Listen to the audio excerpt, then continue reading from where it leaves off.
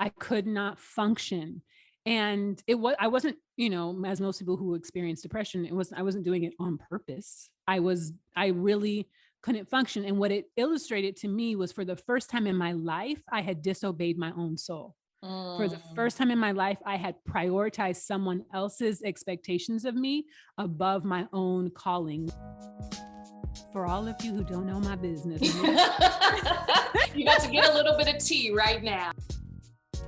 Hey, while I have you, please don't forget to like, comment, and subscribe, and share this with your friends. Enjoy the show. Welcome, welcome, welcome to another episode and conversation from Feel Good, the podcast. I'm your host, Malika Lee, and today I have with me a wonderful person named L'Erin Alta. I'll share with you a little bit about her bio in just a moment, but we have come together today, coming together of minds and of heart, to talk about living authentically and letting your soul glow. At some point, she or I will maybe sing a little bit of Soul Glow, because that was the inspiration from Coming to America, this song. But anyway, let's jump right into it. So L'Erin is a speaker, scribe, mentor, and guide. And everything she does is about living in service to your soul and love. She's also the producer and host of a weekly podcast, Black Girl Mystic, in which she interviews Black women, femme, and gender expansive healers, modern day mystics, spiritual teachers, talking about everything from wellness to self-love. And I have to give myself a shout out because I was one of her guests on her podcast. So please check that out as well. Welcome, L'Erin. Well, hello there. Thank you for having me. So L'Erin and I go way back. L'Erin, we've known each other since we were children. And so did your mom let you watch Coming to America? Do you know about the Soul Glow song? Of course I know about the Soul Glow. I mean, I don't know if I watched it when it first came out, but I do know about Let Your Soul Glow and the Jerry Curl experience. Right. But the song itself, looking back on it, it's kind of deep, right? It is. I mean, I think Coming to America is, besides the colorism, is a really beautiful movie in so many ways. And it is really actually about letting your soul glow, because Prince Hakeem had so much joy. He was a joyful man. You know what? That's a really good point. I like it. And it's a perfect segue. The reason why I've asked L'Erin to be the expert on this topic is that as long as I've known her, I feel like has let her soul glow and just is herself. And so who better to talk about it, especially with this track record we have. I'm not going to mention any ages or numbers, but I'll just say, known her long time, Long time. Yes. So thank you.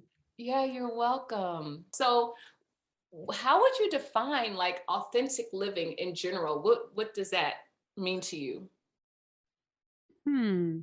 Honestly, I think about authentic living as not thinking about it, as doing what actually feels good and true and right for you, but not in a way that you're manually thinking about it, but trusting yourself, trusting your intuition, trusting what your body needs. And sometimes that may mean asking yourself, what do I need right now? What do I need right now? Because we're so used to asking, what do you need? Or how can I help you? Or being on for other people. But once you get in the rhythm of asking yourself and what you need, and then just trusting that that's sufficient and that's enough, that's what authenticity is to me. And sometimes it may be really bizarre to other people. Sometimes it may be out of the box, but you got to do what you got to do for you. We're going to delve into some out of the box a little bit later, but let's delve into a little bit of it right now by curiously, what are some of the things as you've tuned into yourself and you go with what I would call flow, is what you're describing, and trusting yourself and not thinking. What are some things you've observed that are integral to you living authentically? Silence, meditation. I meditate every morning. I've done Vipassana meditation, 10-day silent meditation retreats where we meditate for 11 hours a day from 4 o'clock in the morning until evening time. And that is just really a time for me to like clear my mind. And that's not easy. It sounds easy, like take a deep breath, clear your mind. But really, there's so much drama and noise and static in our brain that we really have to like learn how to get still. And that's a process and a practice. So having done those Vipassana meditation retreats has been kind of the foundation for me for my daily meditation practice. So that's a part that like helps me really hear what's authentic for me, not my conditioning, not my programming, not the expectations from other people or society, but really hearing what's true for me. And I like a lot of silence in my life. I like a lot of time in nature. I like stillness. That just helps me stay rooted and grounded and connected to me, so that when I do engage with other people, or when I do wear what I want to wear, or when I do speak or teach or whatever, that it's coming from an authentic place, that it's not coming from trying to plug into other people, but plugging into myself and my own soul. There are so many things that you said. I think you know that I did the Vipassana meditation Mhm. one time. Like you said, it's not for the faint at heart. No. And facing yourself is one of the last things that people want to do, usually. And when I say that, I mean like COVID has been a huge magnifying glass for a lot of people to have to be still and face themselves. Totally. And people have been driving crazy on the road ever since. And crazy in other ways. You know what I mean? It's like, I think Yeah. some people dealt with, on a breaking point, but I digress. When you're saying about dressing how you want to dress and moving a way that's aligned with you, was there ever a time before the silence in Vipassana where you weren't as in tune to yourself? No, I don't think so. I think I've always just been myself. I've never been really invested or interested in conformity. That's never given me what I think it gives a lot of people. It's never given me a sense of security or safety or even belonging. And so I've always just kind of done what I wanted to do in small or large ways. And partially because I don't really think about how other people are going to perceive me. I don't think of like it's not even on my radar. I think I was 17, I was either 15 or 17 years old when I realized that embarrassment was me caring more about what someone else might think of me than what I thought of myself. And I decided that I was never be embarrassed again. And I just stopped caring. And before that, I wasn't really invested in it, but I had that like aha. And then I Mhm. just was like, oh, I don't have to be embarrassed. Like embarrassment isn't um, inevitable. It's not something that you have to do. It's like really me putting my investment or my value, my sense of value external. So once I realized that, I was just it really has let me off the hook. And so I've done all kinds of things with like my hair or what I wear, like, but never thinking about like even making a statement, but really just wearing what I wanted to wear because I wanted to wear it. And other people would think that I was making a statement, but I was really just doing what felt good to me in the moment. I have an interesting question that I thought of before our time together about that, because I know you've traveled the world. Mhm. And I was wondering that line of like, if you went to a country that had more of a conservative expectation of how women dress, or even going to, some churches have those kind of spoken cultural expectations, right? Is there any awareness of it at all? Or how do you navigate maybe being in a different culture in a space, but still being true to yourself? Oh yeah, that's huge for me. That there's definitely an intentional awareness when I'm traveling abroad because I'm in someone else's culture and so I want to respect their cultural expectations and norms, particularly when it comes to gender.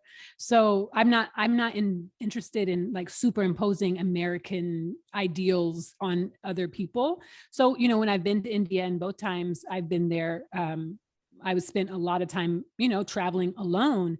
And so I don't know if this has changed then now, but when I was there, women didn't show their shoulders. You can show your belly all day long, Mhm. small, large rolls, no rolls. Bellies are not a big deal like they are in the States, but shoulders were like seen as sexual.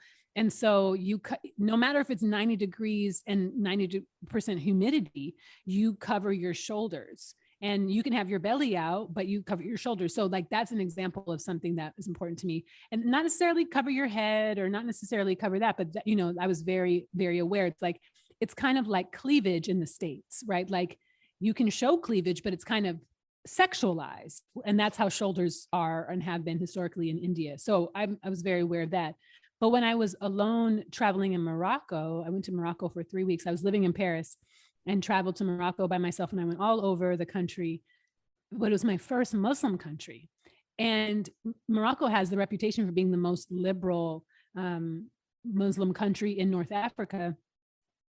And so I knew people who had lived there and I knew people who had traveled there, but I had no concept for it. So I would wear pants, and sometimes I had my hair cut very short at the time.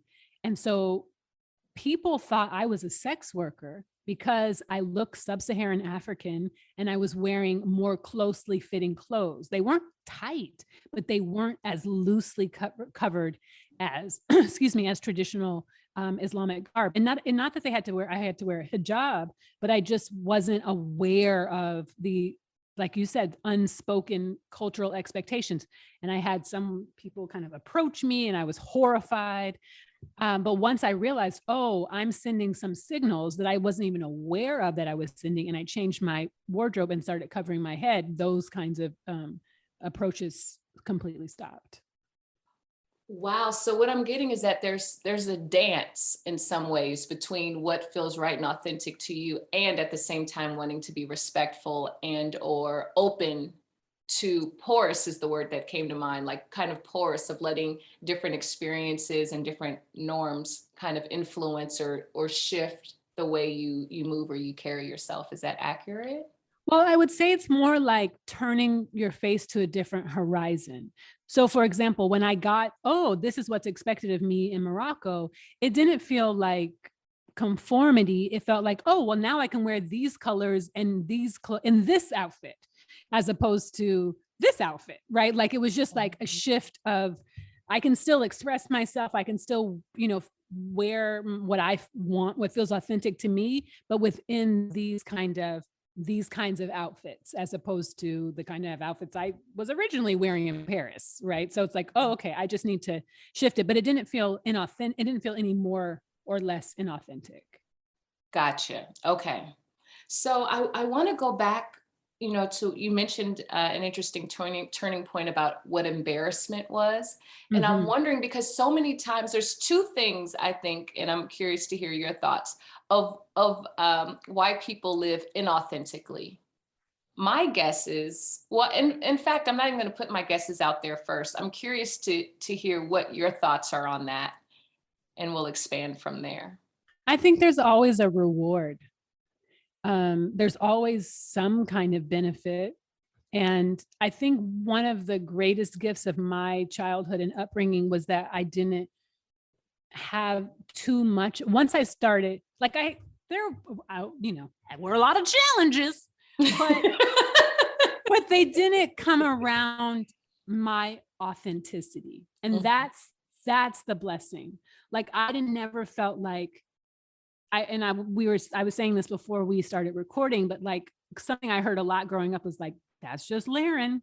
L'Erin's just going to be L'Erin. And so it was never like, L'Erin, you need to be more whatever. It was just like, L'Erin's going to, I cut my hair off for the first time when I was 15, right? None of my peers were wearing a short brush cut. No one was, but I didn't even think about what other people were doing. I was like, I'm a little bit too invested in what my hair looks like. I'm going to cut it off. I need to just like not be so invested in the aesthetic of my hair. And because I'd been getting my hair pressed every week since, I don't know, forever. I was like, nah, I'm just going to cut it off. But I didn't know that was a big deal. I didn't know that other people were going to think that was a big deal. And then I went out and was a cheerleader, so people would say, if I was trying to be more traditional, if you're going to be a cheerleader, you need to have long hair, or you need to look like this, or you need to do that. And I just didn't even think about those kinds of rules. Yes, I really hear you on that. my experience was different. um, and I'm wondering, or some of the reasons why I think that people live out inauthentically. I think two. One is to belong, Mm-hmm. to fit into a tribe, to, like that whole thing. And religion comes to mind as an example of that, or in, let's say, in the culture about not being so emotional or sensitive, and being a bit tougher. That was something that my dad, was, I won't say vocal about, but consciously or unconsciously kind of gave me feedback to be as sensitive as I was emotionally wasn't, quote unquote, a good thing. I needed to be tougher. Mm-hmm. So I would say that's one. And I think the other is about disconnecting sometimes from what is even authentic for us. Totally. Yeah, because if you can disconnect from what's authentic for you, then someone else can tell you what's actually authentic and it's authentic to them. And Mm-hmm. that's a tool of power and control. I want to say though, for me, it I think if I like trace some of the patterns of my life, for the most part, there's two things that I look at. Like one, my mother is a fantastic person in a lot of ways. Mm-hmm. Yes, I have challenges with her, but in a lot of ways. And part of what was like, what's the word I want to look overrode my sense of needing or wanting or even looking for acceptance was that my mother raised me in a really tight community Mm-hmm. at church, outside of church. I mean, my outside of church community was part of my inside church community, was part of my school community. And I never thought about, worried about, considered whether I was accepted or rejected from these people. They were my family, and I didn't have to find them or earn them. I was just born into it. It was a family by choice, not by blood. But so I never thought, like, as a child, that I was on the outs. And so I think that's the one of the blessings that, like, it never crossed my mind, even though I was very different than them, which I learned as an adult, I figured out. But I didn't, as a child, that's when that's just L'Erin. L'Erin's going to do that or be, you know what I mean? We still were family. Mm-hmm. But the other part was, for me, I always say it just takes one. And so, for example, I had a boyfriend from, I think we like ninth grade through our first year of college, same boyfriend. And he didn't care if my hair was short. He didn't care if I was doing weird things. Like I don't want to say doing weird things. I mean, like, I'm thinking of, like, I wore Christmas socks in April as a cheerleader, or, he didn't care if I was like, I'm going to go to France for the summer, or, like, he didn't need me to fit into a particular idea of a Black woman or respectability or this kind of like conservative, even though he's much more conservative and traditional than I ever have been. But because of that foundational relationship during those such formative time in my life, I felt so much permission to be myself because he loved me and my dirty draws, like he thought I was fantastic. And so I think those two, that, like, the community I grew up in, thanks to my mother's like support and creation around that, and then that kind of relationship, and then some of the friendships that were in that community really gave me, in addition to, like, I think just being born this way in a lot of ways, but it gave me a lot of permission to just be my full self. I mean, if I look back in my high school, I was like prom queen and all this stuff. But if I look back in our dance pictures, for example, of this relationship, I was always making a face. I was always being like super expressive, and he was still just being himself, very conservative, very traditional. But he was just looking at me like I could walk on water. You know what I mean? Yeah. So I never second guessed myself, I think, because no one was telling me that I needed to, Mm-hmm. Mm-hmm. which is a blessing. It is. It is a huge blessing. And I'm Mhm. wondering, okay, so, as I mentioned, L'Erin and I go way back. So there have been times, though, when you mention your mother and, Mhm. the expectations, right, of parents in general, that Mhm. I know that you and your mom saw different things for your life. I'm talking about in college, for example. Oh yeah, for sure. And so was there, how did that go? Was there some compromise? And can you tell the No. listeners a little bit more about what I'm intending when I Yeah, do this? there was no compromise, because I am very either or in a lot of in when it comes to authenticity. And I learned this, Malika Lee, the hard way. I Mhm. learned this the hard way because I think what you're talking about is when I left school. Is that what Right, you're okay? right. So for all of you who don't know my business, You got to get a little bit of tea right now. so and for context, I'm a fourth generation now college graduate, right? At the time I was a fourth generation college student, meaning both of my parents, my grandparents and my great grandparents all had undergraduate and graduate degrees. And these are all American Negroes, right? Like this is people who didn't get degrees in an environment or a time that made it easy for them. And so the expectation was that I was going to, of course, get a college degree. Like that wasn't even, it wasn't an option. It wasn't negotiable. It wasn't like, what do you want to do? And I really didn't care about institutionalized learning. I just wanted to travel the world. But I had thought about taking a year off between high school and college and got caught up in the momentum and just went to college. And first semester, fine, great. It was great. I was still in the momentum. Second semester, I was like, I don't actually want to do this. I still want to travel. And so that summer, I told my mother that I wanted to take a year off. And she said, what does that mean? We don't do that in this family. That's her exact response. Mhm. And I was like, damn, well, okay. So then I went back. I went back and I hit rock bottom depression. I could not get out of bed. I could not function.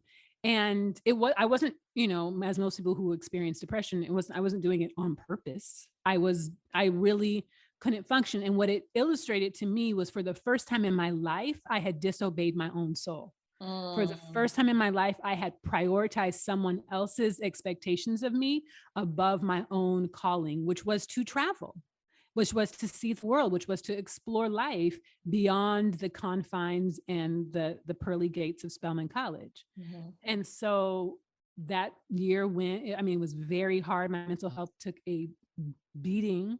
And that summer, when I came home from school, I told my mother, I don't care what we do in this family. I'm taking next year off. And I did. I worked at Nordstrom. I sold lipsticks for MAC Cosmetics. I saved my money and I bought an around the world ticket and went to Thailand, Nepal. I trekked in the Himalayas. I went to India for the first time and I went to France. And it was exactly what I needed to do. It was exactly the answer to my own call. It was when I knew that I could never put someone else's expectations above my own. I could never do that again because I saw what the consequences were. And then I came back to school and I took time off again and I came back and I took time off again. And I finally graduated 8 years after my incoming class. And that was I had one class left. I never took science. I finally took it. And that's only because my mom was like, I will just get your degree. Just do this. Okay, I'll take one class. And I took it. And now I do have my degree, but it wasn't, I had to do it my own way. Like I could not compromise that. I don't even think I knew when you finished. So that's fascinating. I'm hearing that for the first time. And what I'm curious about, because you talked about the inner repercussions of not honoring your soul, what were the outer repercussions? How did your mom respond when you stood your ground and said, this is my way and I'm not going to fit into how our family does things? She got over it. I mean, because I was in her house working, like I wasn't in her house just watching cable television, eating cheese puffs. Like I was working, taking the bus to work, saving my money and doing what I wanted to do. And she got over it because then she could tell people, L'Erin's in India, L'Erin trekked in the Himalayas, L'Erin is doing this, L'Erin is doing that, which I think took some time for her to wrap her mind around. But I think this was the first time I gave myself permission to not care about her process, to let her process be her process, and that I got to plan my trip, like and she, again, my mother is one of the most remarkable people that I know, because I know plenty of people whose parents never would have let them come back to leave college to come live at their house. I know people whose parents never would have done that. And she was very generous to let me do that. And I appreciate it. So I think she just got over it because she knew, for better or for worse, I wasn't going to go back when she wanted me to. I'm curious, when you went along with it the first time, was it for her approval or was it just to keep the peace? Or what was the part of you that accepted going back and staying sophomore year? Not for her approval, because Mhm. I felt like she was going to approve. Like, again, I wasn't even plugged into her, having her approve of me. That's I just never think about that. Mhm. But I didn't have a vision. I didn't have a plan. I just didn't want to be there. I didn't know where else I wanted to go. And so then I started really thinking about, well, what do I want to do? Where do I want to go? And that's when the vision for what I wanted was bigger than what I would settle for. You know what? You hit on something that speaks to me so directly. And the phrase or scripture that came to mind is that without vision, people perish. Yes. And I also had a similar experience, which I won't go into now, but this is a plug for L'Erin's podcast where I'm a guest, where I talk about after college. I did it in 4. There was no ifs, ands, or buts. In my mind, this was internally driven for me, but I ended up in a career. I say that as if it was passive. I made choices to be there, but it was not my dream. It was my father's dream in retrospect, but I didn't have a vision of what I wanted my life to look like, or you know what I'm saying? And that's what really resonates with what you just said about going back to school. It was like, why, like for my job, I knew I was like, I hate this. I really want to cuss. I really hate this shit. You know what I mean? Like, this isn't it. But Yeah. I didn't have any idea of what was next. Yeah. Yeah. And I think I always knew I wanted to write. I wanted to travel the world. That's what I wanted to do. That's all I wanted to do. And my mother would say, she didn't have a vision. What she said was, you need to get off of my paycheck. That was her mantra.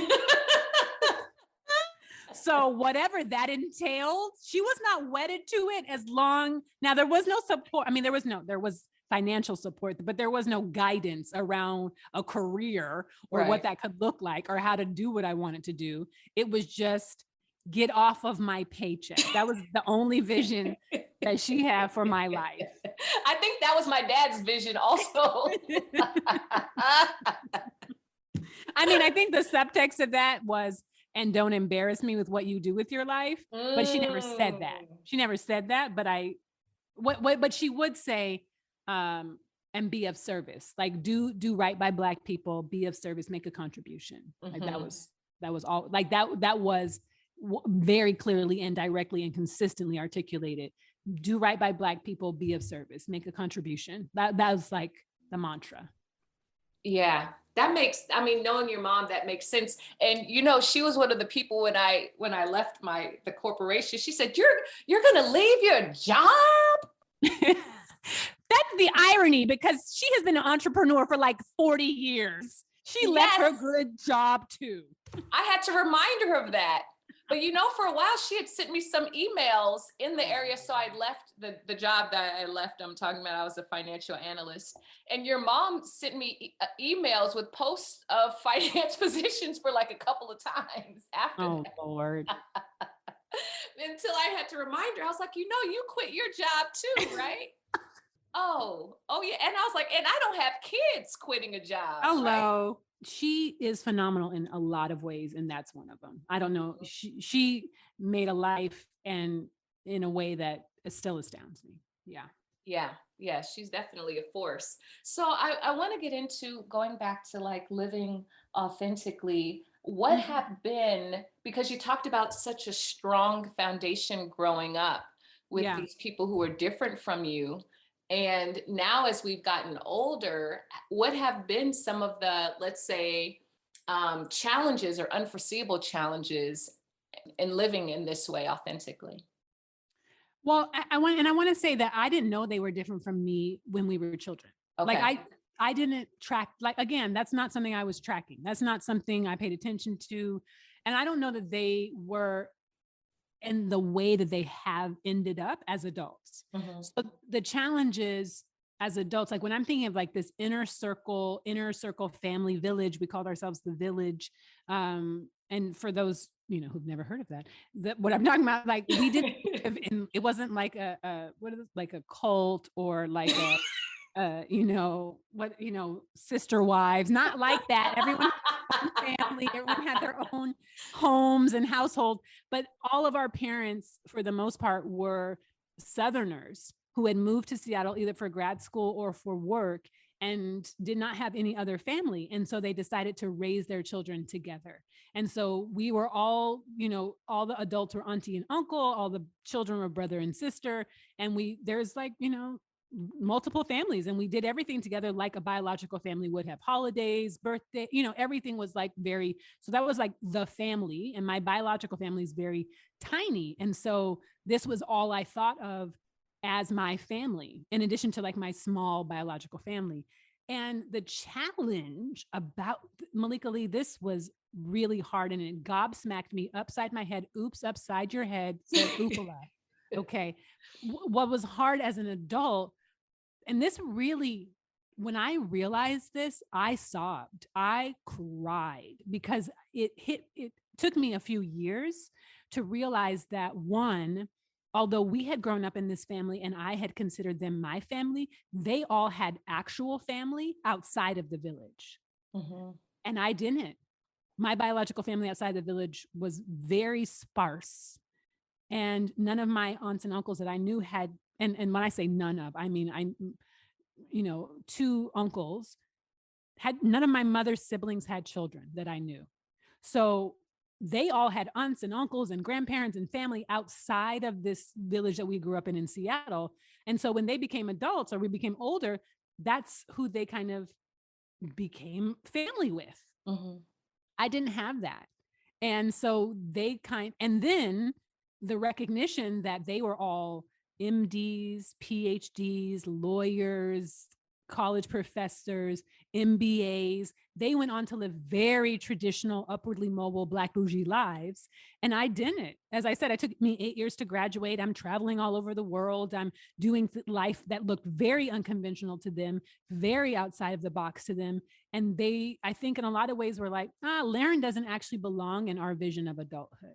Mm. And that was very painful once I finally got it. Oh, I'm not invited to these parties with these people I consider family. They're partying with each other, but they're not inviting me any longer. Oh, they're still hanging out with each other, but I don't have kids and they're raising their kids together. Oh, I'm not seen as valuable anymore in this more traditional adulthood. And that was a huge, huge, painful challenge. Yeah. And going back to that whole, what we talked about before, that sense of belonging, right? And that tribe and fitting in, and why some people assimilate. So how did you navigate, or are you still navigating with that now? Like, what does this look like for you? Because I just had to let it go. Mm-hmm. Because there was nothing it took me, like I said, years to figure that out. But once I figured it out, I did sob. I was so heartbroken because, again, as a child, I never anticipated that. I was always myself, but we were together, and we all went to the same private schools. We all went to the same churches. We all did the same after school activities. Our lives were very intertwined. And we all went even to the same colleges. We all went to the AUC for the most part, to the Atlanta University Center. Some of us went to Spelman. I went to Spelman. Malika went to Spelman. Some went to Clark. Some went to Morehouse. But we were all around each other for that most part too. And then stayed connected, and our parents were still friends, but I was the outlier. And so once I realized that that's what was happening, and that really they didn't need the village anymore because they had either made their families, new families, and or had these other biological families, it was pretty heartbreaking. And I think I just had to accept it.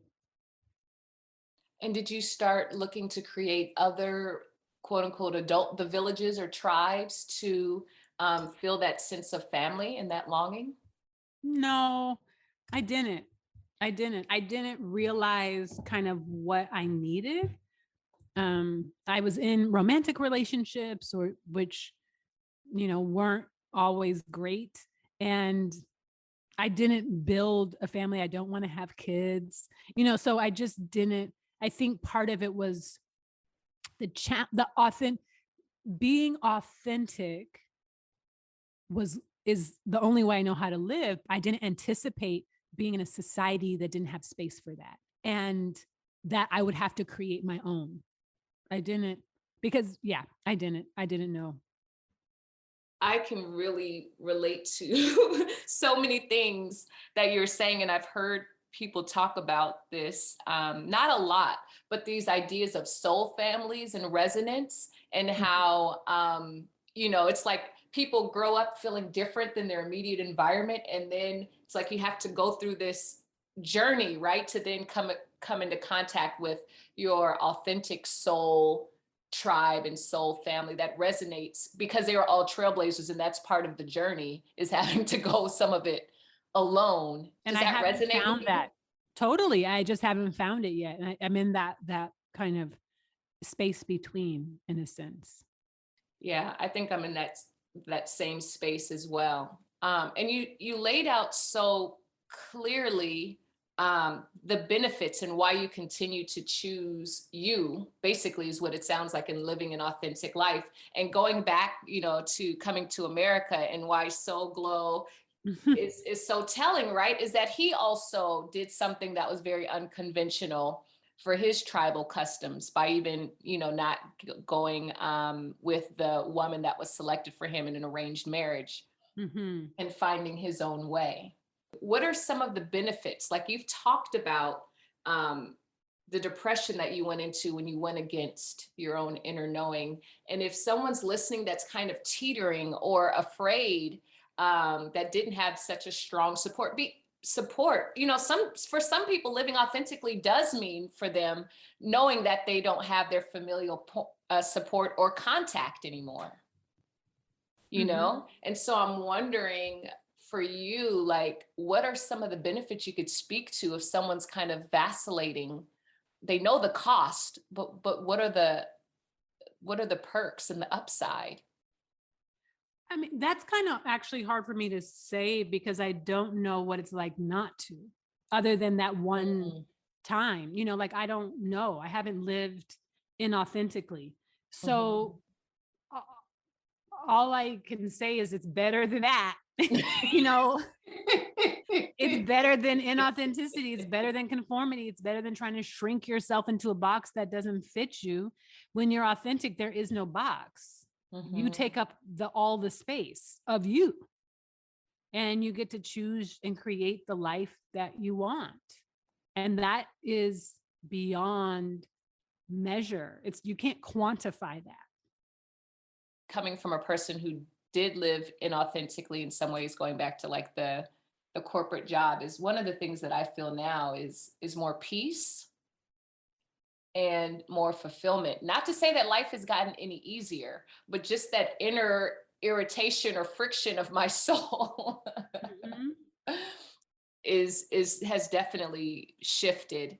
And I was afraid, just to share a little bit about that journey. So I came into realizing that I was a creative. I had no idea most of my life. And I remember being afraid to tell. My mom was supportive. Girl, you got this, what you need, But I remember being afraid to tell my dad that I was really an artist. And similar to what L'Erin shared with her mom, that eventually he became one of my biggest supporters when I did my first play. I don't think you were in town, L'Erin. I wasn't. But he was like, I had to give him a role. He was my unofficial marketing guy, telling all his friends, calling people, like, he helped get butts and seats. But I think, to your point, when your mom got to say you were in India, my dad got to say, oh, Malika's doing this play. Yeah. And so I will say that it took years to get there, but to share a little bit of my arc from someone who wasn't living as authentically to making that turn. So L'Erin, what's next for you? Now, everything is just now, everything is just now. Next is just now. I know that sounds very like philosophical, but it's true. Like, am just being present. And the questions I'm asking myself now are, where do I want to live? Like, where in the world do I want to live? I had a one-way ticket and a 10-year multiple entry visa, a one-way ticket to Rwanda. And then the Delta variant came on the scene, and I was like, I don't think right now is the time for me to relocate to another country. Mm-hmm. Now that things seem to be calmer in other parts of the world, even though America seems to still have lost its mind, I I'm ready. So I'm reevaluating, like right now, those are the questions I'm asking myself. Where do I want to be? Where do I want to make home? I'm ready to, as you said, like call in that soul family and have those deep connections and deep relationships that I love and yearn for. So Mm-hmm. those are the questions that I'm asking myself. I mean, work and Black Girl Mystic is like blooming and blossoming in all kinds of new ways, which is very exciting, which will launch in January. Um, and that feels good, but really I'm just enjoying how to be present, how to stay present in the midst of all of this. Because as you said, life is going to be life, whether you're living in your authenticity or not, right? Like life does its own thing. So I'm like, how do I get to enjoy life regardless of what life is doing? Mm. Very thoughtful. I really appreciate that response. Mm. And I'd like to, in just the time that we have left, if you were to summarize, I know you said you've never not lived connected to yourself, and you've already given some nuggets, but are there any other things reflectively that you would like to offer those that are curious to get in deeper contact with their authentic selves and living in this way? I think meditation is the best tool. Like, and so like I said, I meditate every day, but there are other things that I do that are like tricks to keep me off the internet. So, for example, because people use their phones for everything, for their alarms, for their timers, for their thing, right? So I Mhm. have a manual alarm clock that I plug into the wall. What? Yeah. What? They still sell those? Amazon sells everything. Okay. And then I said it is like, I love the sound of rain. That's my favorite sound. And there's like a rain sound that wakes me up. And so I don't have to reach for my phone. I don't have to do that. I also bought a cube that has like, it's a kitchen cube that has different timers on the side. So, and that's what I use for a meditation. So I don't have to actually touch my phone until after I've finished meditating and come into my day.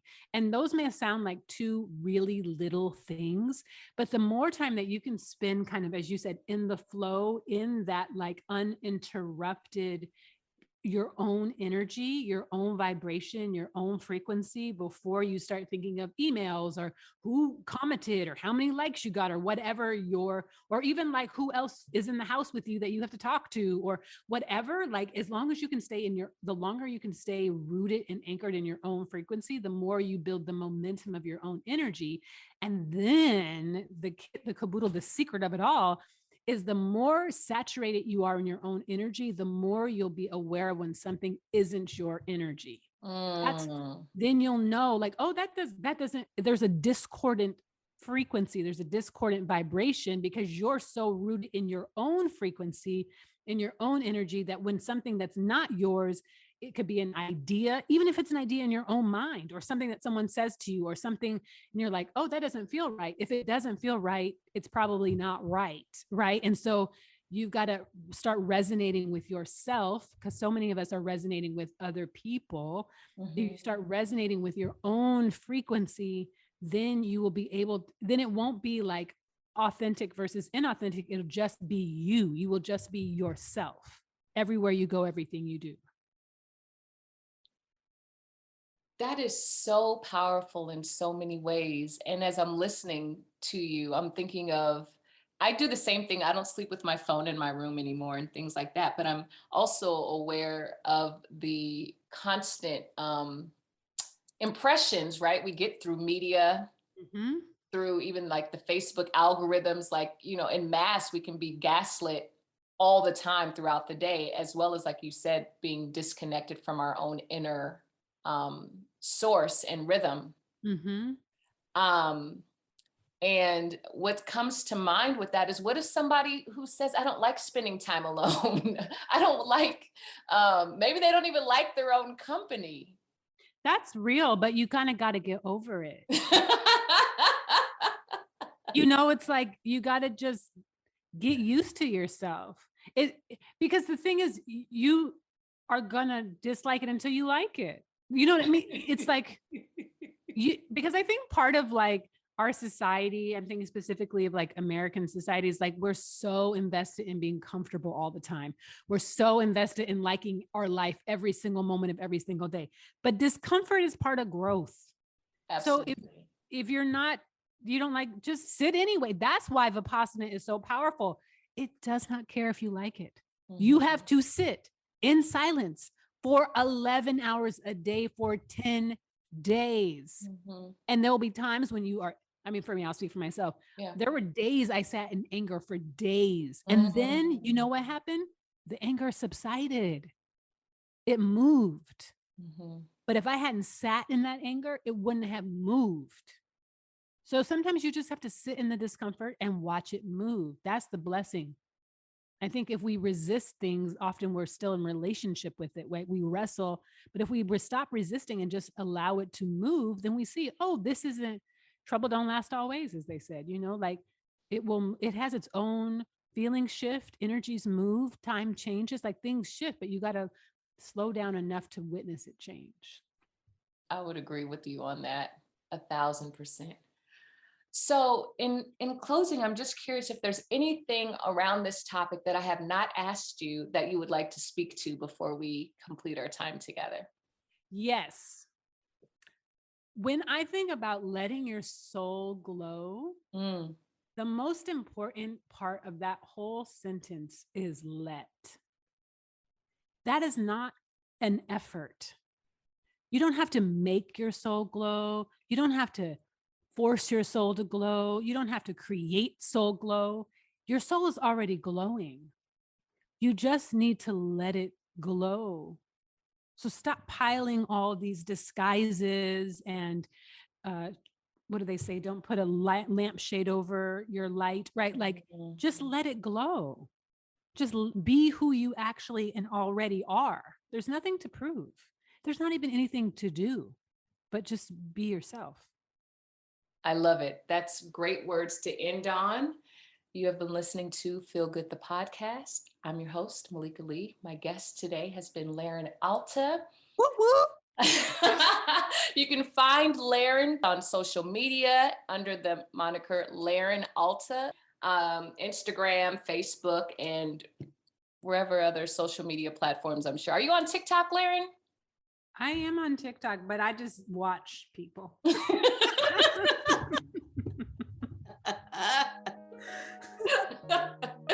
Anyway, thank you all so much for tuning in to another episode. Be good to each other, and don't forget, be good to you. That's another one for the books. Thanks again for listening. If you haven't already, please like, comment, and subscribe. Share it with your friends.